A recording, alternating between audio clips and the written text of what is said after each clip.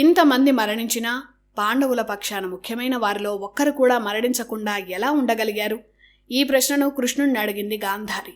ఆనాడు రాయబారానికి వచ్చినప్పుడు, రాయబారం విఫలమైనప్పుడు విధ్వంసం తప్పదని కృష్ణుడు చెప్పిన మాటలను గాంధారి గుర్తు చేసింది. ఈ యుద్ధానికి, ఈ సర్వనాశనానికి కారణం నువ్వేనని గాంధారి కృష్ణుణ్ణి నిందించింది. నువ్వు తలుచుకుంటే ఈ యుద్ధాన్ని ఆపగలవు కదా, నువ్వు తలుచుకుంటే నా కుమారులను నియంత్రించగలవు, కానీ ఆ పని ఎందుకు చేయలేదని కృష్ణుణ్ణి ప్రశ్నించింది. ఇందుకు ఫలితాన్ని నువ్వు కూడా అనుభవిస్తావంటూ గాంధారి కృష్ణుణ్ణి ఘోరంగా శపించింది. ఆ శాపం ఏంటంటే, నేను నా జీవితాంతం సంపాదించుకున్న పాతివ్రత్య పుణ్యఫలాన్ని పడంగా పెట్టి పలుకుతున్నాను. నువ్వు ఎలాగైతే ఈ కురుక్షేత్ర సంగ్రామంలో అన్నాదమ్ములను ఒకరితో ఒకరిని చంపించావో, అలాగే నీ వారంతా తమలో తాము కొట్టుకొని దారుణంగా మరణిస్తారు. అలాగే నువ్వు కూడా సరిగ్గా నేటికి 36 ఏళ్ల తర్వాత దిక్కులేని చావు చస్తావని గాంధారి ఘోరంగా శపించింది. అంటే కృష్ణావతారం సమాప్తికి గాంధారి కర్త అయింది.